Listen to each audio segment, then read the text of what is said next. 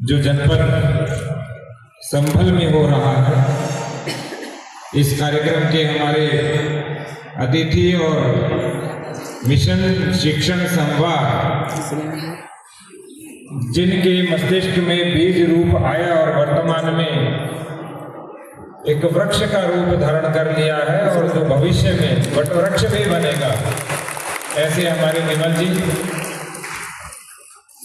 हमारे सीडीओ साहब, हमारे बीएसए साहब, शालिनी दीदी जो जनपद संभल में मिशन शिक्षण संवाद का नेतृत्व करती हैं।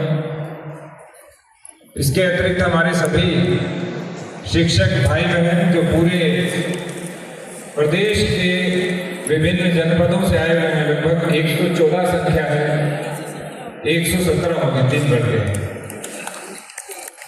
मिशन शिक्षण संवाद की हमारे जनपद संभल की टीम, प्यारे बच्चों, शिक्षक भाई बहनों और मीडिया बंधुओं, आज जब इस कार्यक्रम का आयोजन होना था तो मैंने सोचा कि हम बात क्या करें शिक्षकों से। हमने सोचा कि मूल शिक्षा के विषय में ही आरंभ करें और शिक्षा आरंभ कहाँ हुई ये भी हमें पता होना चाहिए, किस तरह से शिक्षा का आरंभ हुआ। 2 बड़े सुंदर श्लोक आते हैं।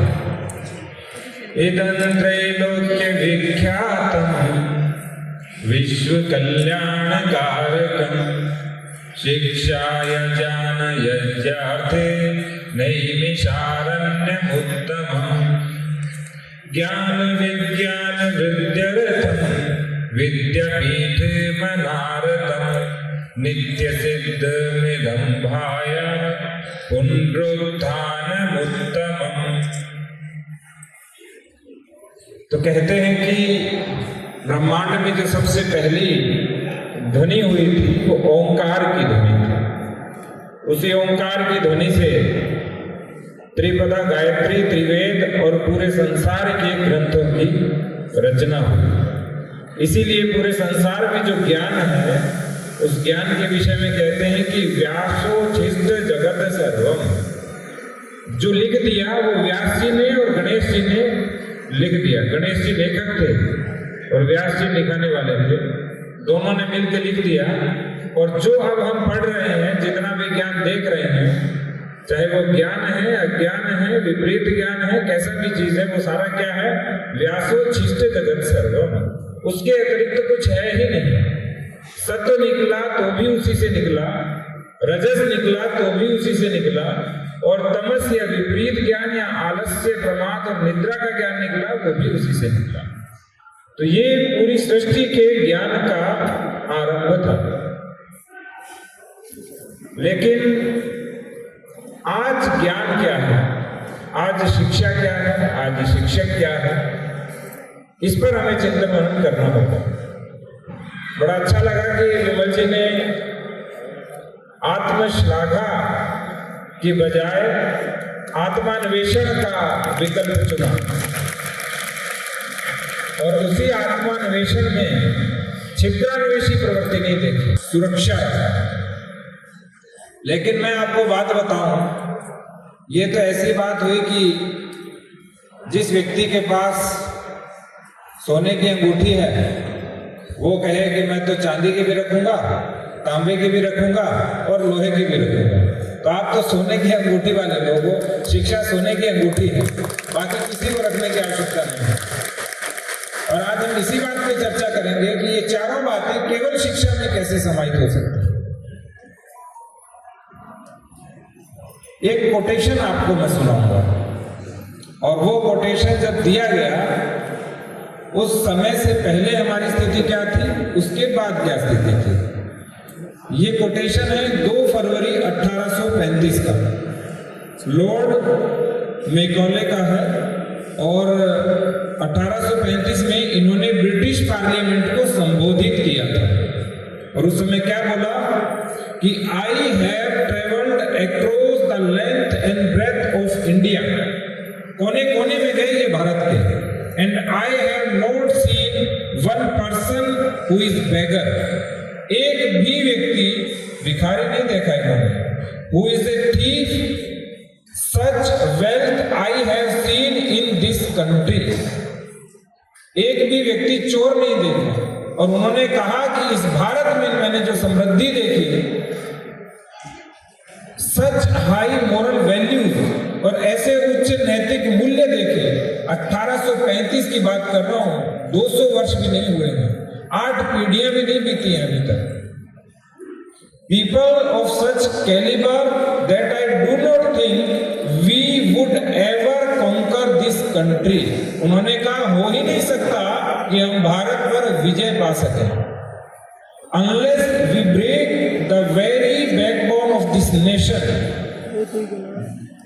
तब तक हम इस भारत पर विजय प्राप्त नहीं कर सकते जब तक इसकी जो बैकबोन है, इसका जो आधार है, इसकी रीढ़ है, उसको समाप्त नहीं कर सकते. और वो बैकबोन क्या है? Which is her spiritual and cultural heritage. वो क्या है?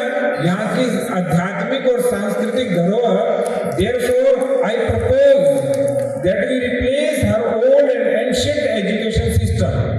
इसलिए उन्होंने ब्रिटिश पार्लियामेंट में बोला कि ये मैं प्रस्ताव रखता हूं कि वहां के उस समृद्ध प्राचीन शिक्षा तंत्र के स्थान पर, उनकी संस्कृति के स्थान पर, for if the Indians think that all that is foreign and English is good and greater than their own, हम ऐसी शिक्षा देंगे उनको ताकि उनको लगे कि उनका जो अपना है वो तो बोनसाई है और हम वटवृक्ष हैं.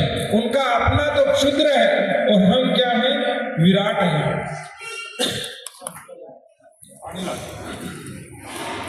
आगे उन्होंने क्या बोला? They will lose their self esteem. इससे वो क्या करेंगे? अपना आत्मसम्मान खो देंगे. And greater than their own, they will lose their self-esteem, their native culture. They will become what we want them, a truly dominated nation. उन्होंने क्या बोला कि हम जैसा चाहते हैं, जैसा डोमिनेट करना चाहते हैं, वैसा भारत तैयार कर देंगे. केवल एक ही काम करना है, वो है यहाँ के शिक्षा के तंत्र को पूरी तरह से समाप्त करना. एक और चीज इसके साथ जोड़ूंगा. हमने क्या प्रण दिया? इन्होंने तो 1835 में ब्रिटिश पार्लियामेंट में प्रण लिया था और इन्होंने ये भी बोला था अक्टूबर 1868 के अंदर. इन्हीं के पद चिन्हों पर चलते हुए मैक्स मूलर ने बोला था कि India has been conquered once, कि भारत को एक बार तो हमने जीत लिया है, but she should be conquered again. हम इसको दूसरी बार जीतेंगे. And the second conquest should be the conquest through education. और दूसरी विजय हमारी भारत पर होगी शिक्षा के माध्यम से विजय. और अब हम सब मिलकर के क्या बोलेंगे? हमारे सब शिक्षक साथी मेरे पीछे पीछे बोलेंगे. मैं एक बार बोलूंगा और आप मेरे पीछे पीछे बोलेंगे. तो मेकाले प्रणीत शिक्षा, जिसका स्वप्न मैक्स मूलर ने भी देखा और उसे एज इट इज एग्जीक्यूट किया, अब उसको हम वापस कहां लेके जाएंगे?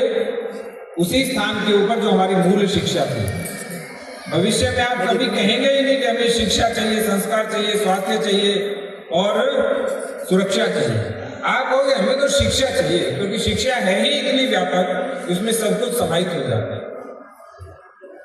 बोलिए भारत माता, भारत माता एक बार मुक्त हुई है, परंतु उसे सर्वार्थ में दूसरी बार मुक्त करने की आवश्यकता है.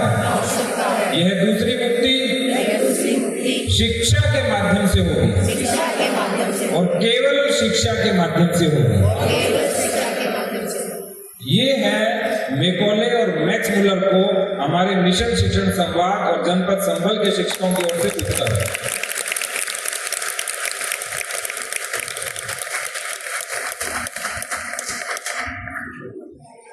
सबसे पहले तो विमल जी ने जो बातें रखी मैं उस पर थोड़ी चर्चा करूंगा, क्योंकि ये बोल रहे थे, मैं लिख रहा था. और मुझे अच्छा लगेगा कि जैसे मोबाइल को हमने एक शरीर का अंग बना लिया है, वैसे भारत का प्रत्येक व्यक्ति की बात कर रहा हूँ, चाहे वो शिक्षक है, चाहे वो छात्र है, चाहे वो गृहस्थ है, चाहे वो व्यापारी है, चाहे वो राजनेता है, चाहे वो प्रशासक है, चाहे वो चिकित्सक है, इंजीनियर है, कुछ भी है, चाहे वो किसान है, उसके हाथ में मोबाइल को सुनते समय जेब में रहना चाहिए। आपको रिकॉर्डिंग की आवश्यकता ही नहीं, आपको फुल रिकॉर्डिंग मिलेगी, बढ़िया रिकॉर्डिंग करवा रहे हैं, चिंता मत करिए, अच्छे से श्रवण करिए। और दूसरा जो अंग बनाना है अपने शरीर का, किसे बनाना है? एक डायरी या पेन को, एक कलम और एक पुस्तक को 24/7 हमारे हाथ में होना चाहिए। संसार इधर से उधर हो जाए, लेकिन कॉपी पेन हमेशा रहना चाहिए। आप मेरे को देखेंगे, मैं बिना, चाहे आईपैड है तो iPad pencil, otherwise copy pen 100% मेरे पास मिलेगा। क्योंकि यदि हमें सीखते रहना है तो इससे बढ़िया कोई उपाय नहीं है। इसलिए मैं फिर कहूंगा, ये जो चमत्कार की संस्कृति है ना चारों ओर, ये चमत्कार हो गया, यहाँ ये मिल गए, उन्होंने ये कर दिया, इस संसार में चमत्कार जैसा कुछ नहीं होता। इस संसार में 2 ही चमत्कार है, जादू की छड़ी है हमारी कलम, और फुलजा सिलसिल में हमारी पुस्तक, उसके अलावा कुछ नहीं है। यदि इन 2 के साथ में परिश्रम को हम जोड़ देंगे तो सब कुछ आपको मिल जाएगा जो आपके जीवन में इच्छा है। और मुझे तो एक अध्येता के नाते, एक अध्यापक के नाते और एक प्रशासक के नाते बहुत अध्ययन करने का अवसर मिला, और मैंने प्रत्येक अवसर को भुनाया। अध्ययन मैंने कभी भी नहीं छोड़ा। आज सुबह भी मैं 2 घंटे स्वाध्याय करके आपके सामने आ रहा हूं, तो मेरे शिक्षक भाई बहनों को ये सोचना चाहिए, क्या आज हम 2 घंटे स्वाध्याय आज हम लोगों ने किया है? और यदि आपने स्वाध्याय नहीं किया तो क्या आप शिक्षक हैं? इस पर प्रश्न चिन्ह छोटा नहीं है, बहुत बड़ा है। जो विमल जी ने बोला कि आज शिक्षा तो हो रही है, किंतु संस्कार और मूल्य उसमें दिखाई नहीं देते। और हमारी संस्कृति रही है, अभी विमल जी बोल रहे थे कि पानी से अधिक देना, तो 2 दृष्टांत दूंगा। आपने देखा होगा, जब आप ठेले पे, दुकान पे आज से 10, 15, 20 वर्ष पहले सब्जी लेते थे, तो 1 किलो आलू के ऊपर 1 एक्स्ट्रा आलू प्लस धनिया रख दिया जाता है। क्यों? क्योंकि भारत की संस्कृति सवाया संस्कृति है, जो मिला है उसे सवाया करके देना। इसी तरह से गुरु के घर में जो आया है उसे सवाया करके देना। इसीलिए कहते थे ना, चेला शक्कर हो गया और गुरु गुड़ रह गए। वो गुड़ रह नहीं गए, उन्होंने चेले को शक्कर कर दिया, इसलिए वो सवाया बन गया। और म्यूचुअल फंड तो आप देखते ही, म्यूचुअल फंड में क्या होता है आजकल? यही होता है, आज 1000 रुपए लगाए, वो धीरे धीरे गुणात्मक रूप से बढ़ते हुए एक बहुत बड़ी धनराशि बन जाती है। तो आप सोच के देखिए, एक पीढ़ी 20 से 25 वर्षों की मानी जाती है। यदि 20 से 25 वर्ष तक हम हर पीढ़ी को सवाई करते जाएं, तो क्या स्थिति होगी? क्या स्थिति होगी? आपसे लगभग 3 गुना अधिक, आज से 150 साल में बच्चा बन जाएगा। यानी आपके अंदर जो क्षमता है उससे 3 गुना अधिक क्षमता वाला। लेकिन हो रहा है उल्टा, जितने हॉस्पिटल बढ़े उतने रोग बढ़े, जितने विद्यालय बढ़ रहे हैं, जितनी तेजी से बढ़ रहे हैं, उतना धीरे धीरे समाज में पतन, अविश्वास बढ़ गया। आपको नहीं लगता कि ऐसा कुछ चल रहा है? मैं ये नहीं कहूँगा इसके लिए शिक्षा उत्तरदायी है, अकेली शिक्षा उत्तरदायी है, लेकिन आपको नहीं लगता कि ऐसा कुछ पूरी सोसाइटी में चल रहा है? तो 1835 के बाद 10 पीढ़ियां बीत गई। यदि 20 से हम भाग गए, 25 से भाग गई तो 8 पीढ़ियां बीत गई। तो आप सोच के देखिए, यदि हर वर्ष 25% हमारा बढ़ रहा था, सवाया की संस्कृति है, और वो यदि धीरे धीरे घटे तो आगे क्या स्थिति होगी, क्या होगा? इसीलिए हम अधोपतन की ओर जा रहे हैं। जो आपने बोला कि हम क्यों हैं, इसलिए हैं कि जो वृक्ष अपनी जड़ों को भूल जाता है वो कुम्हला जाता है, वो नष्ट हो जाता है। तो हम अपनी जड़ों को ही भूल चुके हैं पूरी तरह से।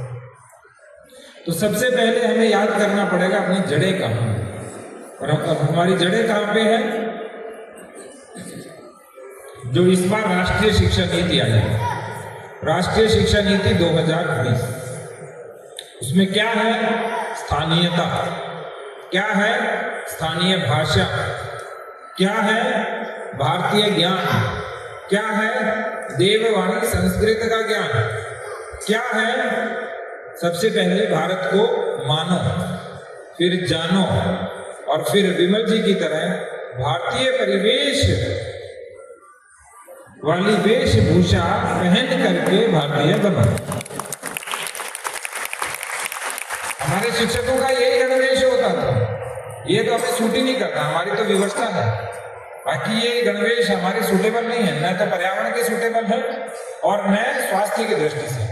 तो प्राकृतिक स्वास्थ्य की दृष्टि से भी हानिकारक है और अपने स्वास्थ्य की दृष्टि से भी ये गणवेश हानिकारक है। इसका तात्पर्य क्या है, कहीं ना कहीं हमें जड़ों को कुरेदना पड़ेगा, और जब कुरेदेंगे तो पता चलेगा कि हमारी जड़ें कहाँ थी। तो हमने शुरुआत जो की थी वो की थी शिक्षा क्या है, शिक्षक क्या है, और जो विद्यार्थी या छात्र है वो क्या होता है। हमारे यहाँ शिक्षक को आचार्य कहते थे, सारे शिक्षकों को आचार्य कहते थे। आचार्य का बहुत साधारण सरल अर्थ होता था आचरति इति आचार्य। आप सभी से अनुरोध रहेगा, पीछे के शिक्षकों को मैं नहीं देख पा रहा हूँ और वो मुझे नहीं देख पा रहे हैं। इधर से दिख रहा है, ये तो बढ़िया है। तो आचरति इति आचार्य, जो आचरण करे और जिस पर आचरण करे वो क्या होता है, आचार्य होता है। और आचार्य का पद इतना बड़ा होता था कि आचार्य के छत्र छाया में जो रहता था उसे हम क्या कहते थे, छात्र कहते थे। तो आचार्य की छत्र छाया में रहने वाला क्या कहलाता था, छात्र। और जिसका पात्र, जिसकी बुद्धि रूपी पात्र जितना बड़ा होता था उसी पात्र को आचार्य क्या देते थे, शिक्षा देते थे। न कि आज की तरह जो पैसे वाला है वो तो बहुत अच्छी शिक्षा पाएगा, जो निर्धन है उसे इधर उधर छोटी बड़ी जो भी शिक्षा दे सकते हैं, या वो नहीं पढ़ पा रहा है, या जैसे तैसे कहीं एडमिशन करा करके अपनी शिक्षा पा रहा है दोस्तों। इसका तात्पर्य क्या है, हमें सबसे पहले क्या बनना पड़ेगा, आचार्य बनना पड़ेगा। लेकिन आचार्य तो वो बनेगा जो शिक्षा की परिभाषा जानेगा। शिक्षा क्या है, विद्या क्या है और ज्ञान क्या है। शिक्षा प्रक्रिया है, मेरे पास आईपैड है, माइक है, ये भवन है, सारी पुस्तकें हैं, शिक्षक स्वयं भौतिक रूप से उपस्थित है, ये सारी क्या है, शिक्षा। तो जो प्रक्रिया में प्रयुक्त होता है वो सारा क्या है, शिक्षा। तो जो प्रक्रिया में प्रयुक्त हो वो क्या, शिक्षा। और उस प्रक्रिया के माध्यम से यदि हम किसी भी अध्येता को, विद्यार्थी को, छात्र को बार बार अभ्यास करवा रहे हैं और उसे कुशल बना रहे हैं और उसमें कौशल विकसित कर रहे हैं, वो है विद्या। और जब विद्या अन्न में, प्राण में, मनो में, विज्ञान में कोश से होते हुए हृदय के अंदर अवस्थित परम तत्व से एकाकार हो जाती है और आनंदमय कोश में अवस्थित हो जाती है, उसे हम कहते हैं ज्ञान। तो ज्ञान आज का नॉलेज नहीं है, ज्ञान आज का गूगल भी नहीं है, और ज्ञान आज की सूचना तंत्र भी नहीं है। ज्ञान कंपटीशन के अंदर पढ़ने वाली पुस्तकें भी नहीं है। ज्ञान इतना व्यापक है कि जो भी हम काम कर रहे हैं उसके माध्यम से हम वहां तक पहुंचे जो हमारा मूल उद्देश्य है, इस जगत में आने का उद्देश्य है। आपको नहीं लगता कि इस संसार में क्यों आए? क्या इसलिए आए कि जन्म लेंगे, बच्चे होंगे तो पढ़ेंगे, बड़े होंगे तो कमाएंगे, बूढ़े होंगे तो अपने बच्चों से ठोकर खाएंगे और फिर चले जाएंगे, इसलिए जीवन है। हम तो पूर्व जन्म और पुनर्जन्म वाली संस्कृति है, हम तो प्रारब्ध वाली संस्कृति है कि हमारा पहले क्या था जो बैंक अकाउंट में है उसमें थोड़ा और जोड़िए, तब हम आगे जाएंगे और धीरे धीरे परम तत्व के मूल स्वरूप में चले जाएंगे। तो ये हमारा ज्ञान है। लेकिन अब ज्ञान क्या है, पढ़ना किसके लिए? हर बच्चे को केवल 6 सब्जेक्ट पढ़ना है, जिनका जीवन में कोई कोई उपयोग नहीं है। बताइए कोई उपयोग है? भाषा का उपयोग मैं मान सकता हूँ, गणित का भी कभी कभी उपयोग हो जाता है कि भाई कितने रुपए खुले चाहिए, कितना वेतन आ रहा है, क्या बैंक में है, क्या घर में काम कर रहे हैं, कितने क्विंटल चावल खरीदना है, कितने किलो चीनी खरीदनी है, ये सब में काम आता है। बाकी लगता है कोई उपयोग है। तो शिक्षा क्या होनी चाहिए? जो आजीवन हमारे लिए उपयोगी हो। तो शिक्षा के लिए कुल 6 तत्व होते हैं। 3 शिक्षा के सिद्धांत, 2 शिक्षा के सूत्र और 1 शिक्षा का दर्शन। 3 सिद्धांत क्या है? शिक्षा, यदि हम भारत में रह रहे हैं तो शिक्षा कैसी होनी चाहिए? स्वाभाविक है, भारतीय होनी चाहिए। यदि अमेरिका में रह रहे हैं तो शिक्षा कैसी होनी चाहिए? अमेरिकी होनी चाहिए। जर्मन में रह रहे हैं तो कैसी होनी चाहिए? जर्मन जैसी होनी चाहिए। इजराइल में इजराइल जैसी, जापान में जापान जैसी होनी चाहिए। आप क्या कौन सी शिक्षा ले रहे हैं? जापान वाले कौन सी शिक्षा ले रहे हैं? भारतीय शिक्षा, अंग्रेजी शिक्षा, अमेरिकी शिक्षा, यूरोपीय शिक्षा, कौन सी शिक्षा ले रहे हैं? तो जापानी शिक्षा ले रहे हैं। पूरे विश्व में एकमात्र भारत है जो अपनी शिक्षा नहीं दे रहा, बाकी सब अपनी अपनी शिक्षा दे रहे हैं। तो कमी कहाँ है? विमल जी दूर है थोड़ा, मेरा क्या है कि मुझसे देख नहीं पा रहा।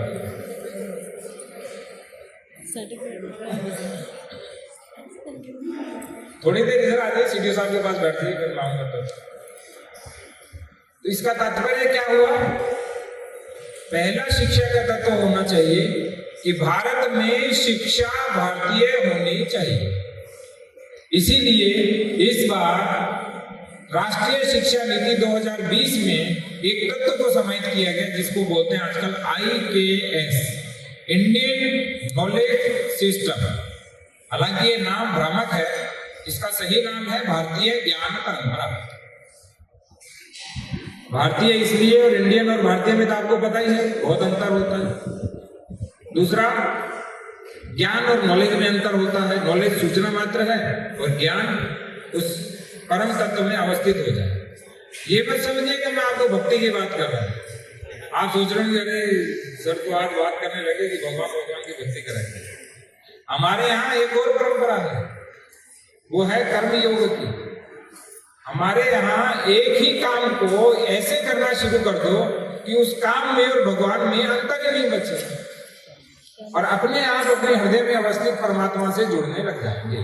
हमारे जितने भी भक्तिकालीन संत आप उठा के देख लीजिए, सारे कर्म योगी थे। और भगवान श्री कृष्ण ने तो गीता में बोला ही, योग है कर्म से कौशल। योग क्या है? जब कर्मों में व्यक्ति की कुशलता आने लग जाए और उसका कर्म और परम तत्व दोनों एक हो जाए, वही योग। आपका काम ही आपका भगवान बन जाए, वही योग। इसीलिए हम 7 सूत्रों की भी बात करते हैं। पहला सूत्र क्या है? बोलेंगे पीछे पीछे, कर्म ही पूजा है। कर्मचारी नहीं कर्म योगी बने। आगे का सूत्र, जो थक जाते हैं स्कूल आ जाकर के, उनके लिए काम ही आराम है। करने से होता है, करने से ही होता है, करने से होता ही है। और अंत वाला, जो सोशल मीडिया फेसबुक पर रहते हैं और उनको लगता है कि आज पोस्ट डालती और 200 लाइक आ गए तो बस हम सुप्रसिद्ध बन गए, उनके लिए विशेष है, काम से ही नाम होगा। इसका तात्पर्य क्या है? मैं जो आपसे संवाद कर रहा हूं, वो संवाद क्या है? वो शिक्षा रूपी कर्म को मिशन मान के शिक्षण करने का संवाद है। इसीलिए आपका मिशन शिक्षण संवाद है। तो हमने इसी शिक्षण रूपी कर्म को ही क्या माना? अपना मिशन, अपना पैशन। मैं तो जब पहली बार शिक्षक बना था 2005 में, 5 मार्च को मेरी पहली पोस्टिंग हुई थी मोहल्ला गांव में, जो मेरे टाउन के अंदर गांव है। उसी दिन मैंने सोच लिया था कि संसार का श्रेष्ठतम पेशा यही है। मैं चाहे जाऊं कहीं भी, लेकिन एक चीज मेरे हृदय के अंतरतम में हमेशा रहेगी, वो क्या है? मैं शिक्षक रहूंगा। आज मैं प्रशासक शिक्षक हूं, प्रशासन में रह के शिक्षण पर ध्यान दे रहा हूं। और भविष्य में जब प्रशासन छूटेगा सेवानिवृत्ति पे या कभी भी, तो क्या बनेंगे? शिक्षक प्रशासक बनेंगे। ये पहले प्रशासक थे, अब शिक्षक हैं। तो जिस पेशे की सबको इच्छा होती है कि हम ये बने, उसमें आप ऑलरेडी हैं, और यही कर्म को योग के रूप में आपको परिवर्तित करना है। मिशन शिक्षण संवाद के शिक्षक मेरे लिए इसलिए सम्माननीय और आदरणीय हैं क्योंकि ये वो शिक्षक हैं जो अपनी ड्यूटी को मैकेनिकल नहीं रखते, यांत्रिक नहीं रखते, तांत्रिक नहीं रखते। वो 6 घंटे 8 बजे पहुंचे और जैसे ही 1 बजे बाहर 2 बजे बाहर निकले, उसके बाद हम शिक्षक। ये पहले भी शिक्षक होते हैं और बाद के लिए भी शिक्षक होते हैं। ऐसी टीम को बहुत बहुत बधाई। ऐसा काम आप करते हैं। 6 घंटे के बाद क्यों पढ़ना चाहिए? इसलिए कहते हैं कि जो विद्या का प्रयोग नहीं करता उसकी विद्या नष्ट हो जाती है। और विद्या नष्ट क्यों हो जाती है? जब हम विद्या को समय नहीं देते। चाहे आप शिक्षक पेशे में कैसे भी आए, ऐसे नौकरी के रूप में आए या रुचि के अनुसार आए, या आपको लगा कि नहीं सभी में से ये ठीक है तो इसमें चलते हैं, लेकिन इसमें आने के बाद आपको एक काम करना चाहिए कि धीरे धीरे धीरे धीरे अपने आप को आचार्य के रूप में विकसित करना चाहिए। ऐसा आचरण होना चाहिए, ऐसी आदतें होनी चाहिए, ऐसा व्यक्तित्व होना चाहिए, ऐसा व्यवहार होना चाहिए, ऐसा विचार होना चाहिए, ऐसा संस्कार होना चाहिए कि कोई भी आपको दूर से देखे कि ये वो गुरुजी हैं, ये वो शिक्षक हैं जो आ रहे हैं, और उनको सब लोग अपने आप जानना शुरू कर देंगे जब परिश्रम करेंगे, प्रयास करेंगे बच्चों के।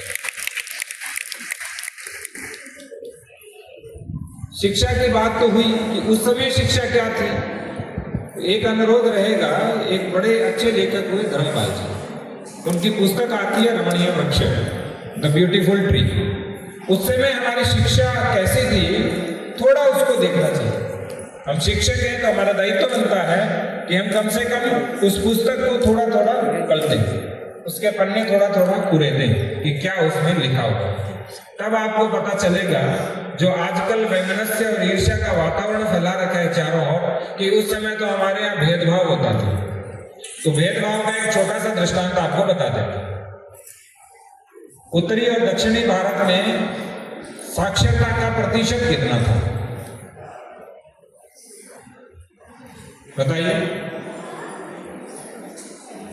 दक्षिण भारत में 100% एजुकेशन थी और उत्तरी भारत में 99.1% एजुकेशन थी। ये मैं नहीं कह रहा, वो मैकॉले कह रहा है जिसने पूरे भारत में घूम घूम कर शोध किया। अब आप सोच के देख लीजिए, भेदभाव उस समय था या भेदभाव आज है? आज कम है ना शिक्षा। इसका तात्पर्य क्या है?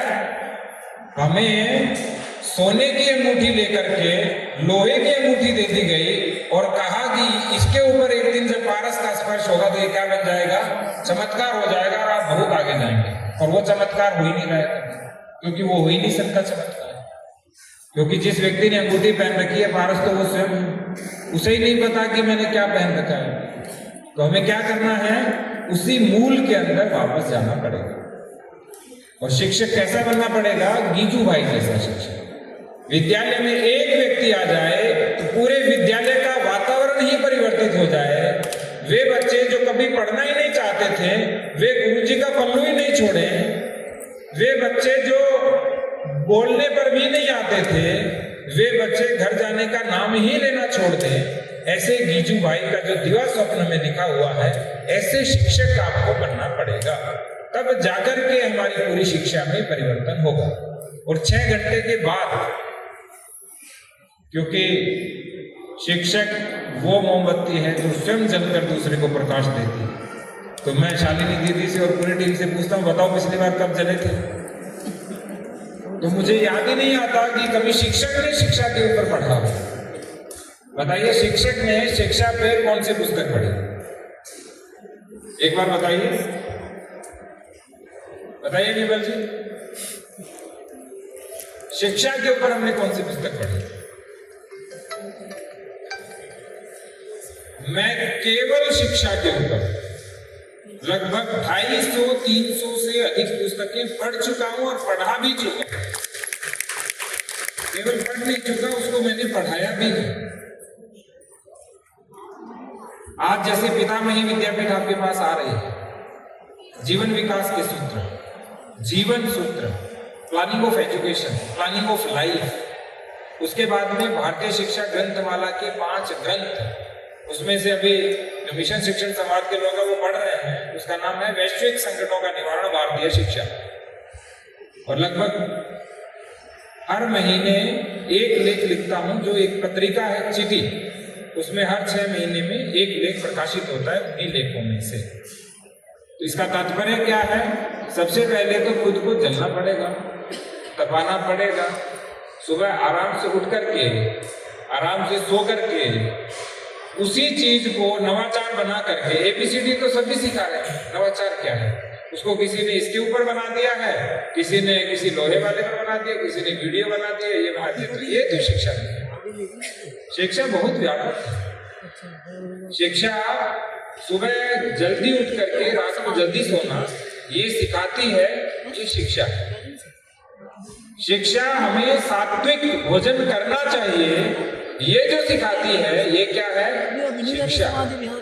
और स्वस्थस्य स्वास्थ्य रक्षण, रोग होने के बाद दवा नहीं लेना, रोग को ही रोक देना, ये जो सिखाती है, ये क्या है? शिक्षा। तो स्वास्थ्य तो बहुत छोटा सा अंश है पूरी शिक्षा का। इसीलिए जब हम पढ़ते हैं तो उसमें पूरा आहार शास्त्र, एक हमने पुस्तक पढ़ी, उसका नाम ही आहार शास्त्र, 400 प्रश्न है उस पुस्तक में। हमारी एक विशेषता है, जो बड़ी पुस्तकें हैं उन सभी पुस्तकों के जो प्रश्न है वो 400 फिक्स हैं। अब बताओ, शिक्षा ये है क्या कि ये हो विटामिन की इसकी कमी हो तो विटामिन डी ले लो, ए ले लो, बी ले लो, इसकी कमी हो तो प्रोटीन खा लो, ये शिक्षा है? ये शिक्षा है? ये तो रोग निवारक है। ये रोग हुआ तो ये ले लो। शिक्षा तो ये है, जीवेत शरदः शतम् पश्येत शरदः शतम्। आप 100 वर्ष तक बीमार ही नहीं हो, 100 वर्ष तक चश्मा ही नहीं लगे, 100 वर्ष तक समृद्ध रहे, 100 वर्ष तक चलते फिरते रहे, ये क्या है? शिक्षा है। और शिक्षा का बहुत छोटा सा पार्ट होता है संस्कार, लेकिन वो छोटा नहीं होता, वो हर चीज में शामिल होता है।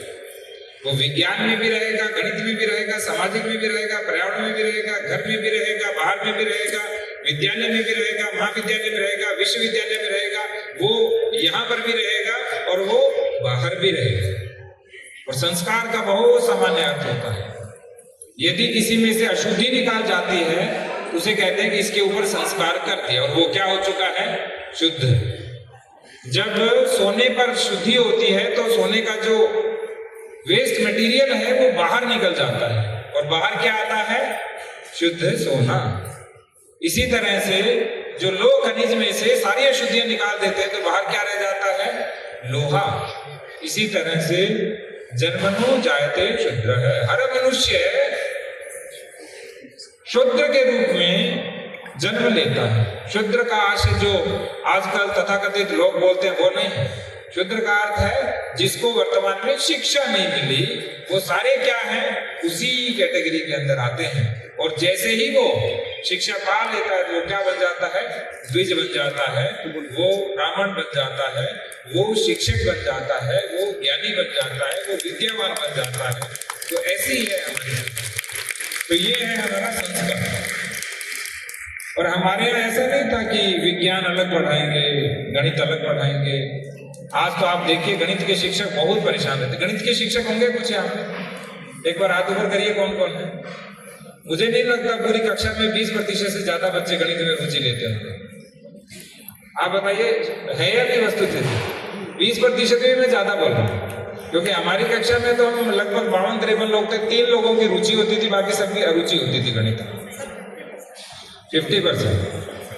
चलिए, संख्या बड़ी है। कारण क्या है गणित में रुचि न लेने का? बताइए, किसी ने सोचा कभी? कारण ये है कि हमारी शिक्षा में एक विषय दे दिया गया है, वो सबको पढ़ना है, रुचि हो या नहीं, क्षमता हो या नहीं, तो आज शिक्षा में शिक्षकों को जो काम करने हैं वो दो काम करने हैं। पहला काम करना है स्वयं प्रेरणा, जो मैंने अभी बताया। और स्वयं प्रेरणा क्या है? निरंतर स्वाध्याय करते जाना। मैं गारंटी से कहता हूं, आप मोबाइल छोड़ करके 2 घंटे स्वाध्याय शुरू कर दीजिए, आपके व्यक्तित्व में अपने आप परिमार्जन, परिष्कार, सुधार होना आरंभ हो जाएगा। और दूसरी बात, आंतरिक संबंध। आंतरिक संबंध तीनों लोगों के बीच होना चाहिए, अध्येता, अध्यापक और अभिभावक। अध्येता को आज हम जानते ही नहीं। आप बताइए कितने शिक्षक हैं जो अध्येता के घर नियमित रूप से जानते हैं, उसके अभिभावक को जानते हैं, अध्येता की क्या इच्छाएं हैं, अध्येता की क्या क्षमताएं हैं, अध्येता की क्या योग्यता है, अध्येता को क्या रुचि अभिरुचि है, वो सब जानते हैं। बहुत कम। बताइए एक बार हाथ ऊपर करिए। यहां तो फिर भी संख्या ठीक ठाक मिल गई, 10-15% मिल गई। और वो भी आप सोच के देखिए कि मिशन शिक्षण संवाद को पूरा रिवैम्प करने की आवश्यकता है। और उनको मैं और विमल जी और शालिनी जी मिलकर करेंगे एक साथ, चिंता मत करें। और मैं शिक्षा की ही पुस्तक पढ़ता हूँ। आप सोच रहे होंगे पता नहीं कोई ऑटोबायोग्राफी पढ़ते हैं क्या, कोई बायोग्राफी पढ़ते हैं क्या? नहीं, मैं केवल शिक्षा पढ़ता हूँ। शिक्षा के अतिरिक्त मैं कुछ पढ़ाई करता ही नहीं। तो अध्येता, अभिभावक और अध्यापक या आचार्य का जब तक संबंध आंतरिक नहीं होगा तब तक शिक्षा नहीं चल सकती, क्योंकि शिक्षा तांत्रिक और यांत्रिक प्रक्रिया नहीं है। तांत्रिक का अर्थ है कि सिस्टम की प्रक्रिया नहीं है, ऐसे शिक्षा होगी। सुबह 8 बजे जाएंगे, 8:40 पे कक्षा छोड़ देंगे, उसके बाद दूसरी कक्षा 9:20 तक होगी, तीसरी 10 बजे तक होगी, इतने बजे शिक्षा ले ली, अब घर चले गए शिक्षा का। ऐसे तो नहीं होता शिक्षा, एक मैकेनिकल नहीं है। शिक्षा में 2 तत्व होते हैं। एक शिक्षा जीवंत होती है, लाइवली होती है। जीवंत का आशय है तीनों के बीच जो त्रिकोण है उसमें बहुत अच्छा संबंध होना चाहिए। अभिभावक को भी अच्छे से जानते हैं, अध्यापक को भी अच्छे से जानते हैं, स्वयं को भी अच्छे से जानते हैं और तीनों के संबंध को जानते हैं। और दूसरा, शिक्षा में शैक्षणिक चीजें अधिकाधिक होनी चाहिए। शैक्षणिक का अर्थ कभी भी ये नहीं है कि इसमें केवल पढ़ाई वाली चीज होनी चाहिए। तभी जब हम 3 सूत्रों की बात कर रहे थे तो इसमें दूसरा सूत्र निकल के आएगा कि जो शिक्षा है वो कैसी होनी चाहिए? समाज द्वारा मान्यता प्राप्त और शिक्षक पर आधारित। अभी शिक्षक पर आधारित नहीं है, शिक्षक इज ए टूल, उनके पास सारी चीजें आती हैं, चलिए भाई पढ़ाइए और शिक्षा खत्म। शिक्षा ऐसी नहीं होती। शिक्षा कैसी होती है? जैसा शिक्षक चाहे, जैसा आचार्य चाहे और जिसे समाज मान्यता दे, सरकार से मान्यता दे या न दे, वो क्या होती है? शिक्षा। और जिस चीज को समाज मान्यता देता है सरकार उसको अपने आप मान्यता दे देती है, ये भी स्वाभाविक है। तो पहला शिक्षा का तत्व कौन सा है? शिक्षा भारतीय होनी चाहिए। दूसरा, शिक्षा आचार्य शिक्षक पर आधारित होनी चाहिए और समाज द्वारा मान्यता प्राप्त होनी चाहिए। और शिक्षा का जो तीसरा तत्व है वो बहुत महत्वपूर्ण तत्व है, वो है शिक्षा अर्थ निरपेक्ष किंतु अर्थकरी होनी चाहिए। अर्थ निरपेक्ष का आशय क्या है? कि शिक्षा प्राप्त करने में धन के आधार पर भेदभाव नहीं किया जाएगा। राजा का बेटा भी वहीं पढ़ेगा और सेवक का बेटा भी वहीं पढ़ेगा, उद्योगपति का बेटा भी वहीं पढ़ेगा और कृषक का बेटा भी वहीं पढ़ेगा। लेकिन शिक्षा के अंदर पात्र तो होना चाहिए, बुद्धि की पात्रता तो होनी चाहिए, ज्ञान की पात्रता तो होनी चाहिए। तो शिक्षा में सबसे बड़ी पात्रता क्या होनी चाहिए? जो बच्चा अनुशासित हो, जो विनयशील हो, जो सबका सम्मान करता हो। आप सोच के देखिए, बड़े बड़े विद्यालय में जाइए, क्या ऐसे बच्चों का एडमिशन होता है? जिसके पास पैसा हो उसका एडमिशन होता है। यानी पैसा क्या बन गया? मूल पात्रता। जितना पैसा उतना बड़ा विद्यालय, जितना कम पैसा उतना छोटा विद्यालय। तो इसका तात्पर्य क्या हुआ? शिक्षा अर्थनिरपेक्ष होनी चाहिए। किंतु हमारे एक और बात बोली है कि शिक्षा अर्थकरी होनी चाहिए। शिक्षा ऐसी होनी चाहिए जो सबको रोजगार दिलाए। ऐसा नहीं कि बेरोजगार बनाकर छोड़ दे। और आज शिक्षा क्या है बताइए? हालांकि अभी माननीय प्रधानमंत्री महोदय और माननीय मुख्यमंत्री महोदय के द्वारा बहुत सारे प्रयास किए जा रहे हैं स्किल के, डेवलपमेंट के, ट्रेनिंग के, लेकिन फिर भी शिक्षा वो नहीं दे पा रही है जिसकी उसका तीसरा सिद्धांत आशा करता है कि शिक्षा क्या होनी चाहिए? अर्थकरी होनी चाहिए। शिक्षा ऐसी हो जो कमाने की शिक्षा है। इसीलिए हमारे यहाँ बोला गया है कि शतहस्त समाहरः, 100 हाथों से कमाओ लेकिन सहस्त्र हस्त संकिरः, क्या करो? 1000 हाथों से बांटो। हमारे यहाँ तो ये भी बोला गया है।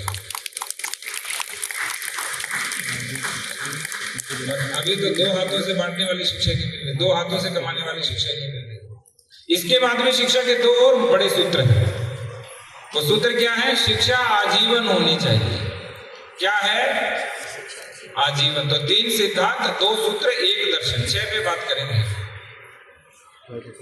आजीवन शिक्षा है आज के दिन। आजीवन शिक्षा का अर्थ है बच्चा जब गर्भ में आता है तब से लेकर के अंत्येष्टि तक लगातार शिक्षा चलती है। और वर्तमान में क्या स्थिति है? 3 वर्ष से पहले के बच्चे को कोई शिक्षा नहीं। हाँ, जिन घरों में परंपराएं हैं, हमारे माता पिता, दादा दादी, नाना नानी सब लोग एक साथ रहते हैं, ज्वाइंट फैमिलीज है, वहां तो फिर भी 3 वर्ष से पहले और गर्भ की शिक्षा मिल जाती है। और जहाँ पे दोनों वर्किंग पार्टनर हैं और दोनों अलग अलग रहते हैं, वहां तो पहले तो अपना जीवन चलाओ, इसी में संघर्ष चल रहा है। आजीवन शिक्षा की बात तो छोड़ ही दो। तो जो गर्भ है और 3 वर्ष है, बहुत से लोग मुस्कुरा रहे हैं, वो है ना कि यूं क्यों इतना मुस्कुरा रहे हैं, क्या गम है कि छिपा रहे हैं। तो मैं समझ गया कि इनको समस्या है। तो इसका तात्पर्य क्या है? आजीवन शिक्षा शुरू होती है गर्भ से। जो 9 महीने बच्चा पेट में रहता है वहां से शिक्षा शुरू होती है। और उसका एक सूत्र बताऊंगा केवल कि बच्चा गर्भ में 80% सीखता है। अब बताइए उसके 9 महीने का जीवन कैसा होना चाहिए, वो आप चिंतन करिए। विस्तार से फिर कभी बात करेंगे, बहुत बड़ा विषय है, 6-7 घंटे में भी कवर नहीं हो पाएगा, इतना बड़ा विषय है। उसके बाद शिशु आनंदम क्या है? दूसरा शिशु आनंदम 0 से 6 वर्ष। तो 3 से 6 तो फिर भी संभल रही है, कहीं बाल वाटिका है, आंगनवाड़ी है, कहीं किंडरगार्टन है, किसी न किसी रूप में कुछ कुछ चल रहा है। सही है गलत है, that is different thing, but चल रहा है। लेकिन शुरू के 3 वर्ष के लिए शिक्षा नहीं है।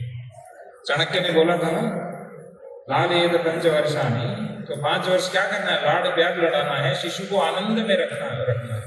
10 वर्षाणि ताड़येत, आगे के 10 वर्ष उसे अनुशासन में रखना है, एक दिशा दृष्टि रखनी है उसके ऊपर। और प्राप्तेषे षोडशे वर्षे पुत्रम मित्रम समाचार्येत, जब वो 10 वर्ष का आगामी काल उसका है, उसके बाद यानी कुल 16 वर्ष, 0 से 5, 6 से 15 या 16 वर्ष, और 16 वर्ष का आगामी जो काल है वो उसको मित्रता पूर्वक रखना है। लेकिन अभी तो एक नया संकट पैदा हो गया, बच्चे को ही फ्रेंड बना लिया। छोटा बच्चा क्या है, उसको तो बड़े आप क्या कर रहे हो, क्यों भाई आप क्या होता, आपसे संबंध बनता, आपसे तो दूरियां बनती है। आप बोलो तू से संबंध बनता है, आपसे बनता है। आप व्रत में बजाओ, सब तू तड़क से बोलते हैं, इतना बढ़िया बोलते हैं। हम भी जब व्रत में पोस्टेड थे तो सबसे पहले तू से बोला, ऐसे कैसे बोलते हैं, बाद में बोला यही प्रेम है ब्रज का। इसका तात्पर्य क्या है? पहले हमें ये सीखना पड़ेगा कि हमें 0 से लेकर के या -9 महीने से 16 वर्ष तक की शिक्षा कैसे दी जाए। उसके बाद बच्चे के साथ फ्रेंडली व्यवहार हो सकता है। आपने अनुशासन में रखा नहीं, मन उसका चंचल हो गया, और उसके बाद हम क्या बोल रहे हैं कि बच्चे को क्या रखो, मित्रवत रखो। और एक और गलत परंपरा आ गई है पूरे परिवार में, जो बच्चे की इच्छा है वो करेगा। क्या करो, बच्चे की इच्छा है ही नहीं कोई, बताइए बात आपको, बच्चे की इच्छा है ही नहीं। इच्छा कब होती है पूरी तरह से विकसित? 13 वर्ष की आयु में। बुद्धि विकसित होना कब शुरू होती है? 16 वर्ष की आयु में। आपने सुना हो गया अक्कल दाढ़, सुना आपने? वो कब आती है? 16 साल के बाद। तो आप सोच के देखिए हमारे लोग कितने वैज्ञानिक थे कि इन्होंने अपनी बातों में भी विज्ञान को शामिल कर लिया था कि जिस बच्चे की बुद्धि 16 वर्ष के बाद विकसित हो रही है उस बच्चे को हम क्या बोल रहे हैं कि बच्चे की इच्छा वो करो। अरे उसको ज्ञान ही नहीं है, जिसको ज्ञान नहीं उसको क्यों आप कह रहे हो कि उसकी इच्छा के अनुसार करो। आप बच्चे को दिशा दृष्टि दो, अच्छा पढ़ाओ, अच्छा पालो पोसो, उसके बाद बच्चे की रुचि देखो। निर्णय माता पिता में, बच्चा निर्णय नहीं ले सकता। 16 वर्ष से पहले जिस बच्चे ने अपना निर्णय ले लिया कि मैं ये करूंगा, आप समझ लीजिएगा वो बच्चा को 50% संभावनाएं हैं बिगड़ने की। अक्ल दाढ़ ही नहीं आई भाई, और अक्ल दाढ़ आने से पहले आप कह रहे हैं कि अक्ल के काम करें, कैसे कर पाएगा बच्चा? जिसको विजडम टीथ कहते हैं। हमारी एक छोटी बात में भी आपको क्या लगेगा? विज्ञान समाया हुआ लगेगा। और ये जो चाणक्य का श्लोक है ना, पुत्र मित्रम समाचरेत, ये भी उसी को है कि 16 वर्ष के बाद ही क्या करना है। जब अक्ल दाढ़ आती है 16 से 25 वर्ष के बीच में, तभी हमें क्या करना है? बच्चे के विवेक पे अपना निर्णय लेना है। उससे पहले निर्णय नहीं ले सकते बच्चे। उसमें भी माना गया कि 25 वर्ष के बाद ही निर्णय लेंगे बच्चे के साथ। बच्चा पूर्ण निर्णय तो 25 वर्ष के बाद लेगा।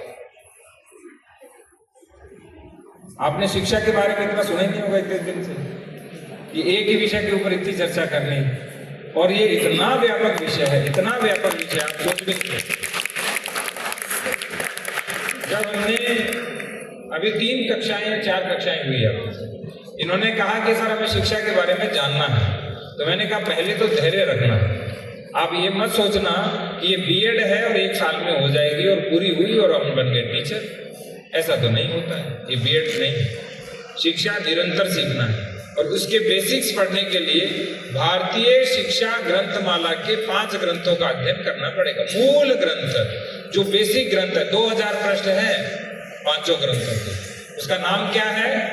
भारतीय शिक्षा ग्रंथमाला। और जो YouTube पर है उनको एक सुविधा हो जाएगी, क्योंकि आजकल हम उसको पढ़ रहे हैं तो एक हम उसका मूल पाठ डालते हैं, दूसरा फिर मैं व्याख्या उसकी डालता हूँ। बहुत समय नहीं मिलता तो सप्ताह में 1 दिन हम बैठते हैं और उस दिन हम 1 से 1.5 घंटा शिक्षा के ऊपर चर्चा करते हैं कि व्हाट इज एजुकेशन, शिक्षा क्या है। अब मैं जो आपको बताने वाला हूं वो दूसरी बात जो इन्होंने बोला कि शिक्षक 4 स्तंभों में से एक स्तंभ है। आपने बोला ये हमारे यहाँ पृथ्वी किसके ऊपर टिकी हुई है बताइए? बोल माना गया ना शास्त्रों में।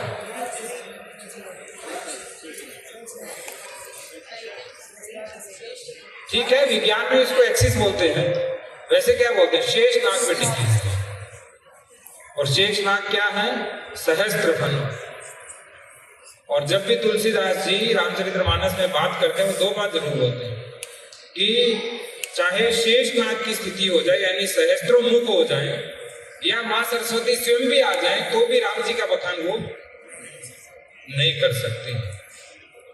तो शिक्षक जो है वो कोई स्तंभ नहीं है। स्तंभ तो हमारे जैसे प्रशासक है, उसके बाद में जो 4 स्तंभ माने गए, न्यायपालिका है, मीडिया है, और उसके बाद में हमारी व्यवस्थापिका है। ये है 4 स्तंभ। शिक्षक तो क्या है? एक्सिस है। शिक्षक क्या है? शेष नाग है जिसपे पूरी पृथ्वी टिकी हुई है। और आप सोचिए देखिए, अपनी सारी समस्याओं का कारण समझ आ रहा है आपको? क्या है आ रहा है समझ कि वो जो एक्सिस है ना वो हिल गया है। स्तंभ मिल जाता तो कोई बात नहीं, थोड़ा बहुत टेढ़ा मेढ़ा चलता, लेकिन 3 पैरों से चल सकते। बहुत सारी चीजें मैं चेंज करूंगा, चिंता मत करिए आप। मैं शिक्षक हूं, मैं मूल रूप से शिक्षक हूं। और हमारे फरुखाबाद के लोग बैठे, अरे रुचि दीदी भी आई है, हुक्म भी आए थे, वाह ओहो सारे लोग आए हैं। बधाई भाई, फरुखाबाद वाले तो जानते हैं मुझे पुराने। बैठिए बैठिए। रुचि दीदी SRG थी हमारी, सबसे पहले बनी थी। वो कहाँ है दूसरे SRG? एक और वो अकेले ही रह गए अभी, आने चाहिए। और ठीक है, अभी मैंने हुक्म को देखा तो मैंने देखा तो सारे फरुखाबादी एक साथ बैठे। तो शिक्षक क्या है? अपने आप को धुरी मानना है। और धुरी क्या होती है? पहिए के अंदर बीज का निकाल दो, लगता है बहुत छोटा नहीं होता है ना पहिया, पहिए के अंदर जो बीज की धुरी होती है, एक्सिस होती है, उसे निकाल दो। गाड़ी एक कदम चल जाए तो बता दीजिएगा। और यही समस्या है पूरे विश्व की। जब आचार्य ने अपने आप को पढ़ाना छोड़ दिया, स्वाध्याय छोड़ दिया, बच्चे के साथ आंतरिक संबंध छोड़ दिया और आजीवन शिक्षा का कंसेप्ट छोड़ दिया, उसके बाद सारी समस्याएं पैदा हुई। तो शिक्षा का प्रथम सूत्र क्या है? शिक्षा कैसी होनी चाहिए? आजीवन शिक्षा। बच्चा भी शिक्षा लेगा, किशोर भी शिक्षा लेगा, गृहस्थ भी शिक्षा लेगा। हमारे यहाँ तो बोला गया है सत्यम व धर्मम च स्वाध्याय मन प्रमदः। क्या बोला गया है शिक्षा मंडली के अंदर? कि आप शिक्षा समाप्त करके गृहस्थी में भी जा रहे हो तो भी आपको क्या करना है? स्वाध्याय तो करना ही करना है, कंपलसरी है। स्वाध्याय छोड़ ही नहीं सकते चाहे कुछ भी हो जाए। और 50 वर्ष रिटायरमेंट के बाद 50 वर्ष से ऊपर वाले कौन कौन है? हाँ, इधर 50 वर्ष के बाद वालों के लिए तो बहुत बड़ा खतरा है, क्योंकि उनको तो वानप्रस्थ ग्रहण करना है। और वानप्रस्थ का अर्थ है घर में रहे लेकिन घर से संबंध नहीं रखे और पूरी तरह संसार के कल्याण के लिए, दूसरे के कल्याण के लिए, बच्चे के कल्याण के लिए काम करे, वो है वानप्रस्थी। और आपको बताऊं हमारे गुरुकुल नंबर 1 क्यों होते थे? क्योंकि गुरुकुल में गुरु तो एक ही होते थे। आपको लगता होगा कि अंग्रेजों के पास तो बहुत पाठशालाएं थी। बताओ 1750 में अंग्रेजों के पास कितने विद्यालय थे? 1700 भी नहीं थे। ये मैं नहीं कहता, ये ब्रिटिश आर्काइव के डॉक्यूमेंट हैं जिनको धर्मपाल जी ने द ब्यूटीफुल ट्री बुक के अंदर लिखा हुआ है। हम तो कुछ कहते नहीं, क्योंकि हम कहेंगे तो कहेंगे अरे ये तो गलत बोल रहे हैं। हम तो उन्हीं अंग्रेजों की बात कहेंगे। हमने योग सिखाया तो सीखा नहीं, योगा बोला तो सब आगे कह रहे योगा योगा योगा योगा। ठीक है, हालांकि बाबा रामदेव जी को ये श्रेय जाता है कि उन्होंने योग को पूरे भारत में प्रचलित किया। तो कहां हमारी बात चल रही थी अभी? वानप्रस्थ। याद है वानप्रस्थियों को सब? तो वानप्रस्थी का दायित्व ये। और जैसे 75 वर्ष की आयु हो जाती है वो क्या चला जाता है? संन्यास, अर्थात केवल स्वयं में लीन रहना। घर से भी कटा, बाहर से भी कटा और अपने लिए काम करना। उस समय शोध कार्य होता था। तो गुरुकुलों में वानप्रस्थी लोग निःशुल्क पढ़ाते थे। सन्यासी लोग वानप्रस्थियों के साथ मिलकर के और ब्रह्मचारियों के साथ मिलकर के रिसर्च करते थे और गृहस्थ और राजा पूरे गुरुकुल को पालते थे। ऐसे 5 लाख से अधिक विद्यालय और गुरुकुल भारत में थे। प्रत्येक 400 की जनसंख्या पर एक विद्यालय भारत में 1750 और 1835 तक था। और हम क्या कर रहे हैं? गुड़ छोड़ करके मिट्टी खा रहे हैं। सब मिलकर गुड़ छोड़ के क्या खा रहे हैं? मिट्टी। और वो बोल रहे हैं अंग्रेज सब मिलकर बहुत मीठी है। हम भी कह रहे हैं मीठी है, मीठी है। अंदर से खराब लग रहा है लेकिन बोल रहे हैं मीठी है, मीठी। आपको नहीं लगता समस्याएं लगातार बढ़ती जा रही हैं और हम समाधान नहीं निकाल पा रहे हैं? इसलिए दूसरा समाधान है मेरे पास ही, आजीवन शिक्षा के साथ। दूसरा सूत्र है शिक्षा का 3 सिद्धांत, यानी शिक्षा भारतीय होनी चाहिए, आचार्य पर आधारित और समाज द्वारा मान्यता प्राप्त होनी चाहिए। और तीसरा सिद्धांत क्या था? अर्थनिरपेक्ष किंतु अर्थकरी होनी चाहिए। और शिक्षा का जो प्रथम सूत्र है वो है आजीवन होनी चाहिए और दूसरा है शिक्षा क्या होनी चाहिए? सर्वव्यापी होनी चाहिए। अब ये मत सोचिएगा कि शिक्षा कहाँ कहाँ होती है। एक बढ़िया सा स्कूल होना चाहिए, अच्छा फसाड होना चाहिए, एक 15 बाई 20 का कक्ष होना चाहिए, थोड़े अच्छे से सुंदर से टेबल लगे होने चाहिए, सामने स्मार्ट बोर्ड होना चाहिए, आगे जो बच्चे अच्छा सा बैग लेके आए, बढ़िया ड्रेसअप होनी चाहिए। ये शिक्षा, ये है शिक्षा। हम नहीं कहते नहीं है, लेकिन शिक्षा बहुत व्यापक है। शिक्षा आजीवन तो चलती ही है और शिक्षा प्रतिदिन प्रत्येक क्षण चलती है, इसीलिए शिक्षा सर्वव्यापी होती है। हम यहाँ बैठे हैं तो भी हम पढ़ रहे हैं। जैसे मैंने इनसे सीखा, यहाँ पे जो बच्ची राधा जो तारापुर की है, शालिनी दीदी के यहाँ की, वो जो नृत्य कर रही थी, तो दिव्यांग होने के बाद भी कितना दिव्य नृत्य किया जा सकता है उसने दिखाया। हम सीख रहे थे। और आप सोच के देखिए, हम अच्छे भले हाथ पैर वाले लोग हमको यहाँ खड़े करते तो क्या होगा? ब्रेक डांस करके बाहर आ जाए, डांस नहीं हो पाएगा अच्छे से। इसका तात्पर्य क्या है? शिक्षा हमेशा होनी चाहिए। कहीं पर भी 2 बच्चे मिले, वहीं उनको अच्छी चीजें बताना शुरू करो। पेड़ के नीचे शिक्षा हो सकती है, खेत में शिक्षा हो सकती है, रोड पर शिक्षा हो सकती है, बाजार में शिक्षा हो सकती है। हाँ, वो शिक्षा अनौपचारिक होगी, औपचारिक नहीं होगी, बस इतना अंतर होगा, लेकिन शिक्षा हमेशा होती है। इसीलिए मैंने आपको बोला, जैसे आपने मोबाइल को अपने शरीर का एक अंग बना लिया है, मुझे तो कई बार लगता है कि ऐसा डिजिटल युग नहीं आ जाए कि भविष्य में मोबाइल आप रखेंगे नहीं, जैसे 5 उंगलियां एक और उंगलियां वो मोबाइल उंगली होगी। भगवान कहेंगे परमानेंट दे दो, इसे मोबाइल की बहुत आवश्यकता है, बस उसका सॉफ्टवेयर चेंज कराते रहोगे। जो मूल हमारा होना चाहिए वो है एक कॉपी और एक पेन, एक कलम और एक पुस्तिका हमेशा अपने पास रखिए। कुछ भी कोई बोले, जो आपको अच्छी चीज आए पसंद, वही आप उसमें लिखना शुरू कर दीजिए। इसके बाद शिक्षा का जो एक दर्शन है वो है कि शिक्षा आत्मीयता वाली होनी चाहिए, शिक्षा एकात्मता वाली होनी चाहिए। शिक्षा कैसी होनी चाहिए? क्या कर रहे हैं बीच में? आप बैठ जाइए, क्यों थक गए? हम तो शिक्षा शुरू नहीं हुआ और ठीक है, नहीं अतिथि देवो भव अपने एक साथ करेंगे, अभी बैठा दीजिए।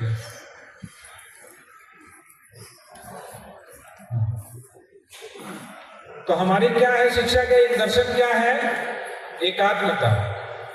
दर्शन क्या है? एकात्मता या आत्मीयता। आज शिक्षा के जो सारे संकट है वो ये दर्शन नहीं होने के कारण।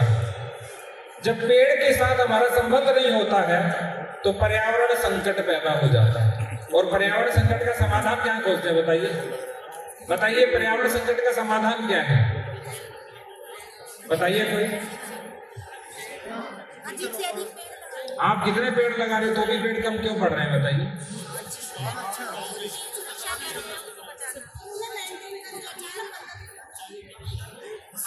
अधिक पेड़ लगाना, सर जो हमारे भौतिक संसाधन है उनका समुचित प्रयोग, बस यही समस्या है।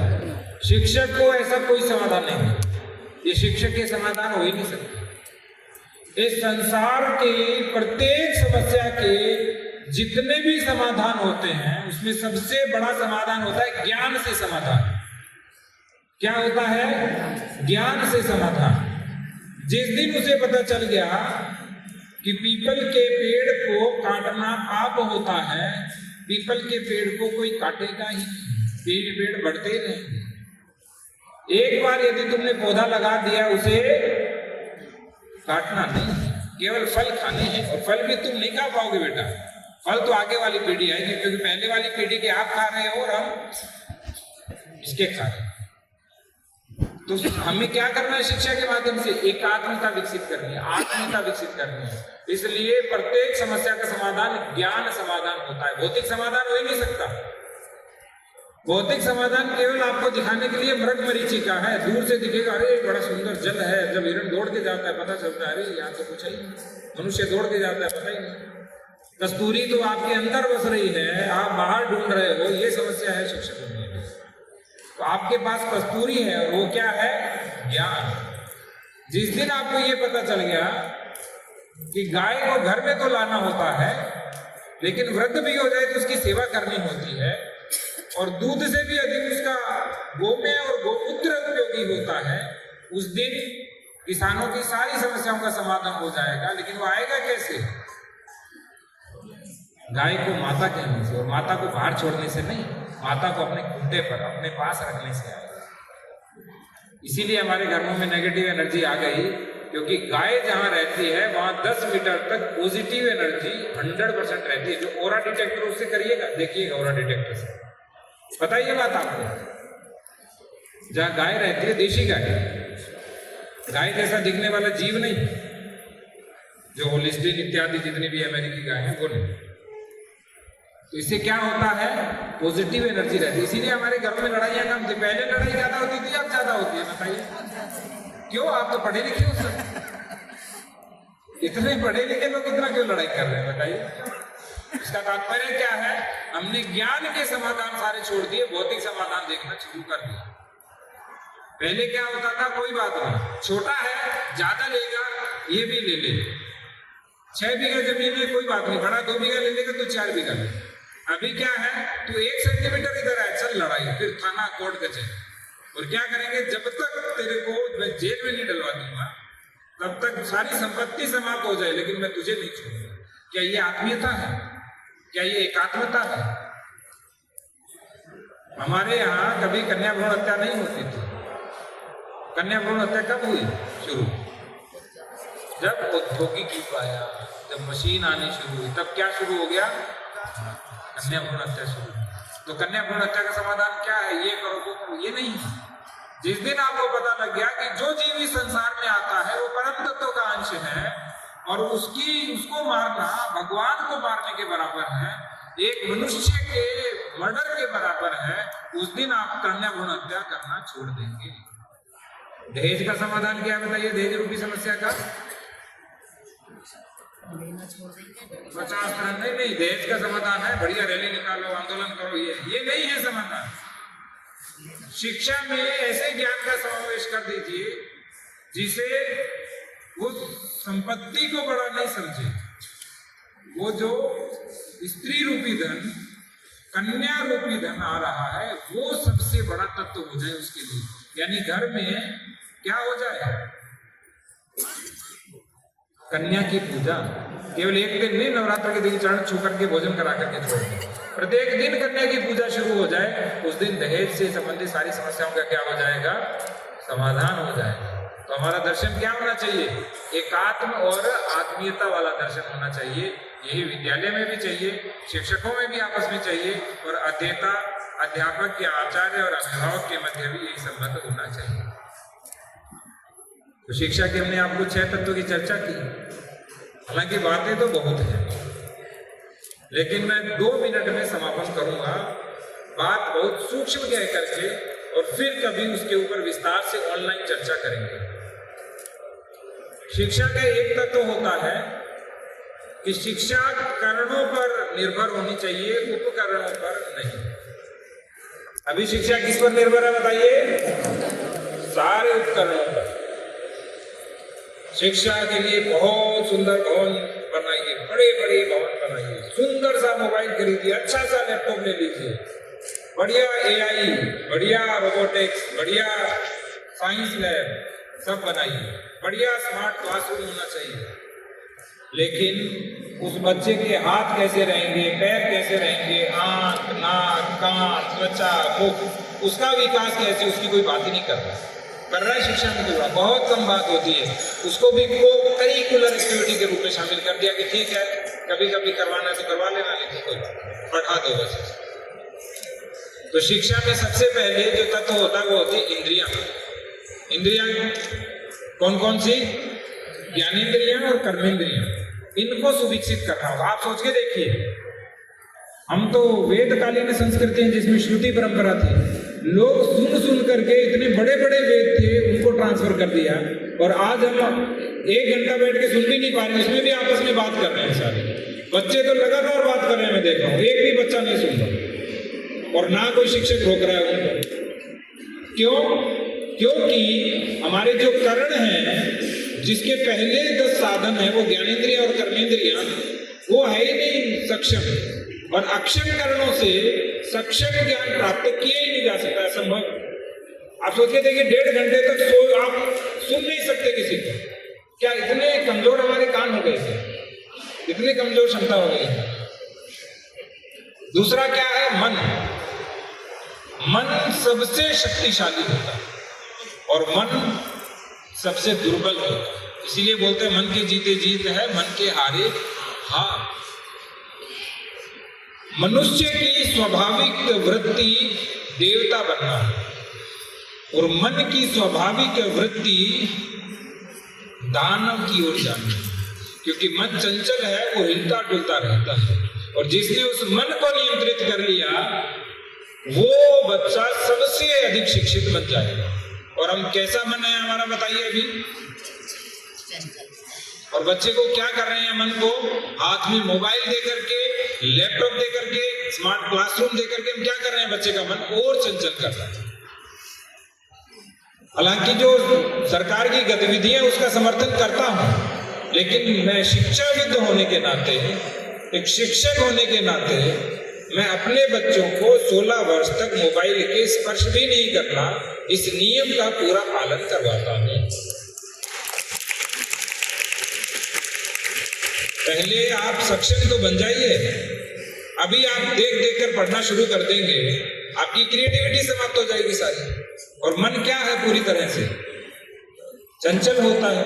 आपने देखा अभी ऑस्ट्रेलिया में, न्यूजीलैंड में, कई देशों में, और अभी अभी मैं एक लेख पढ़ रहा था, उसमें आया था कि बच्चे को 16 वर्ष तक मोबाइल देने नहीं चाहिए। वहां 16 वर्ष तक सोशल मीडिया पर बैन लग गया है ऑस्ट्रेलिया, पता है आपको बात। और हमारे यहाँ क्या है, बेटा ये ले, माता भी फोन पर, तुम भी फोन पर, ये ले, तू भी देख लेते। और बच्चा पता नहीं कब घूमते घूमते उस मोबाइल में क्या आना शुरू कर देता है, हमें पता नहीं होता। हालांकि वर्तमान में हम डिजिटल एजुकेशन कुछ कुछ बच्चों के लिए कह रहे हैं कि होनी चाहिए, मूल रूप में तो नहीं होनी चाहिए, लेकिन वर्तमान में जब शिक्षकों का संकट है, शिक्षा कैसी होनी चाहिए, क्या कार्यप्रणाली होनी चाहिए, उसका संकट है, इसलिए हम थोड़ा सा डिजिटल निर्भर हैं, डिजिटल के ऊपर। लेकिन वास्तविक रूप से एज ए शिक्षाविद मैं यही कहूंगा कि शिक्षा पर डिजिटल जो साधन है वो कभी हावी नहीं रहे। उसके बाद है बुद्धि। बुद्धि कब विकसित होना शुरू होती है पता है आपको? 16 वर्ष के बाद। तो हमें बुद्धि को बहुत स्ट्रॉन्ग बनाना है। क्विज, कहानी, प्रश्नोत्तरी, शास्त्रार्थ, अधिक से अधिक कंठस्थीकरण। आज मुझे बार बार हर विद्यालय में जाके कहना पड़ता है बच्चों को कंठस्थीकरण कराओ, कंठस्थीकरण कराओ, और फिर भी शिक्षक कंठस्थीकरण नहीं कराते। पता नहीं क्यों नहीं कराते, क्योंकि आप सोच के देखिए, एक ही आयु है कंठस्थीकरण की, वो है 16 वर्ष से पहले। 16 वर्ष के बाद के बच्चे में कंठस्थीकरण की क्षमता समाप्त हो जाती है। इसीलिए कहीं पर भी आप जाएंगे, कंठस्थीकरण बच्चों को 16 वर्ष तक कराया जाता है, और उससे दिमाग में वृद्धि होती है, दिमाग में बढ़ोतरी होती है। और मैं दूसरों पर तो जानता ही नहीं, मैं तो अपने बच्चों पर प्रयोग करता हूँ। मेरी बच्ची कक्षा 12 में है, दूसरी बच्ची 3 वर्ष की है, 1 वर्ष की है। हमने उनके ऊपर प्रयोग किए हैं, और जब प्रयोग किए तो हमने जाना कि उनकी क्षमता कितनी अधिक होती है। उसे पूरी श्रीमद् भगवद गीता कंठस्थ है, और उसके बाद में भी 10वीं में 94% मार्क्स हैं और पढ़िए 2 महीने। तो हम ऐसा नहीं है कि बहुत ज्यादा भी ध्यान दे रहे हैं बच्चों के ऊपर। मैंने कहा उतना ही पढ़ो जितनी ज्यादा दबाव नहीं लेना पढ़ाई का कभी। और उसके बाद भी बहुत अच्छे से वो पढ़ते हैं। और कंठस्थीकरण के लिए बहुत सारी चीजें कंठस्थ कराई हुई है हमारी बचपन से। और अब आगे आने वाली बेटी पर तो मैंने बहुत सारा शोध भी कर लिया। मेरा शोध अभी पूरा हुआ 2024 जनवरी के अंदर। 14 वर्ष तक केवल शिक्षा पर शोध किया, जिसमें नित्य अध्ययन होता था, अध्यापन भी होता था, लेखन भी होता था, मूल्यांकन भी होता था, चारों चीजें चलती थी। और मैं शिक्षक नहीं था, शिक्षक पेशा मैंने जब छोड़ा उसके बाद से मैंने शिक्षा पे शोध शुरू किया, क्योंकि मुझे पता लगा कि यही वो कुंजी है जिससे संसार के सारे ताले खुल सकते हैं। इसके अतिरिक्त कोई कुंजी नहीं। और इसके बाद है अहंकार, जो कौन सा करण है? 13वां करण है। 13वां करण कौन सा है? अहंकार का एक स्वभाव होता है, वो गौरव की भी अनुभूति करता है, वो मैं ही हूं करता और कोई दूसरा करता ही नहीं, इसकी भी अनुभूति करता है। और अंतिम चीज अहंकार के साथ वो जुड़ी होती है छोटी सी, वो है कि अहंकार निर्णय लेता है ये मैं करूं या नहीं करूं। और आज क्या है बताइए? बच्चों में अहंकार कितना होता है बताइए? बहुत ज्यादा। आप ही कह रहे हैं बहुत ज्यादा। तो स्थितियां कितनी खराब है सोच के देखिए। और इतना अहंकारी है बच्चा क्योंकि वो अकेला है। माता जी नौकरी कर रही हैं, पिताजी नौकरी कर रहे हैं, घर पे रखता है, वो लगता है अरे मैं ही हूं करता धरता संगरता, तो ब्रह्मा विष्णु महेश तो मैं ही हूं। तो इतना अहंकार हो जाता है कि वो फिर किसी के साथ रह ही नहीं पाता। तो शिक्षा का एक तत्व होता है उस अहंकार को शून्य करके उस अहंकार को निर्णयक्षम बनाना, न कि कर्ताक्षम बनाना। अर्थात ऐसा नहीं कि मैं ही हूं करने वाला, केवल मैं एक हूं करने वाला, बाकी सब मुझे करवाने वाले हैं। इसीलिए आपकी जो स्वीकारोक्ति थी ना विमल जी, उसमें आपने एक चीज बताई थी, शुरू में मैं फिर बताऊंगा वही विषय। जिस दिन हमने मान लिया कि हम इस ब्रह्मांड में एक कण भी नहीं है, उस दिन हम सीख गए। चलिए एक छोटा सा प्रयोग कराता हूं आपको। अपनी सांस रोक के देखिए कितनी देर रोक सकते हो आप। मैं गिन रहा हूं, आप रोकेंगे, और जैसे ही सांस आपकी वापस आना शुरू हो जाए हाथ ऊपर करिएगा। मैं 1 करूंगा तब रोकिए, ठीक है? 1 2 3 4 5 6 7 8 9, 10, 11, 12, 13, 14, 15, 16, 17, 18, 19, 20, 21, 22, 23, 24, 25, 26, 27, 28, 29, 30। 30 पे आते आते तो 30 सेकंड में तो अधिकांश की सांस फूल गई। और आप कह रहे हो मैं करता हूं। करवा कौन रहा है? वायु। और उस वायु को आप क्या कर रहे हो? कभी सोचा इस वायु के लिए हम क्या करें? मैंने तो पवन को भी देवता माना। पवन को क्या माना? देवता। वायु को देवता माना। क्यों माना देवता? क्योंकि देने वाला है। वायु बंद हो जाए 2 मिनट के लिए, आप ही हो ना करने वाले। अहंकारी हैं हम सब, मैं ही हूं करता। तो देखते हैं कितनी देर में करते हो। कौन करवा रहा आपको? वायु। जल है तो चलो 2-3 दिन 4 दिन नहीं मिले तो क्या स्थिति होगी आप सोच के देखिए। तड़प तड़प के मर जाए। और धरती नहीं हो तो क्या करोगे? गुरुत्वाकर्षण में डोलते रहोगे ऊपर ही। तो पृथ्वी और अग्नि, ताप, ऊर्जा बंद हो जाए, अभी 2 मिनट बंद हो जाए तो सारा प्रोग्राम ही बंद हो जाएगा। थोड़ी सी ऊर्जा गई और कार्यक्रम बंद। और आकाश में तो बैठे हुए, स्पेस में ही बैठे हैं, जो खाली स्थान उसी में ही बैठे। इसी तरह से सब लोग देते हैं। एक मनुष्य अकेला है जो केवल संग्रह करता है, लेता ही लेता रहता है, किसी को देना नहीं चाहता। इसीलिए मनुष्य के लिए क्या बना? विमल जी, मनुष्य के लिए इसीलिए क्या बनाया? शिक्षा बनाई। क्योंकि शिक्षा, ज्ञान और विद्या के माध्यम से उसमें ऐसा विकास कर देना कि वो आजीवन देता रहे, अन्य प्राणियों की तरह, पंच महाभूतों की तरह, वनस्पति की तरह, वैसा ही मनुष्य भी प्रकृति का एक अंग बन जाए। इसीलिए हमारे यहाँ एक नियम बना, एक व्यवस्था बनी जिसको बोला धर्म। तो धर्म हमारे यहाँ कोई रिलीजन नहीं है, कोई मजहब भी नहीं है, कोई पंथ भी नहीं है, संप्रदाय भी नहीं है। धर्म का बहुत साधारण सा अर्थ है आपकी कर्तव्य परायणता। जो सृष्टि धर्म है, व्यष्टि धर्म है, समष्टि धर्म है और परमेष्टि धर्म है, जब चारों का एकाकार हो जाता है तो वो क्या होती है? शिक्षा होती है। तो शिक्षा यही सिखाती है कि जो व्यष्टि है उसका एकाकार किसके साथ करना है? समष्टि अर्थात समाज के साथ, सृष्टि अर्थात पूरी प्रकृति के साथ, और परमेष्टि और अंत में किसके साथ? उस परम तत्व के साथ। ऐसा सिखाती है, उसे हम क्या कहते हैं? शिक्षा।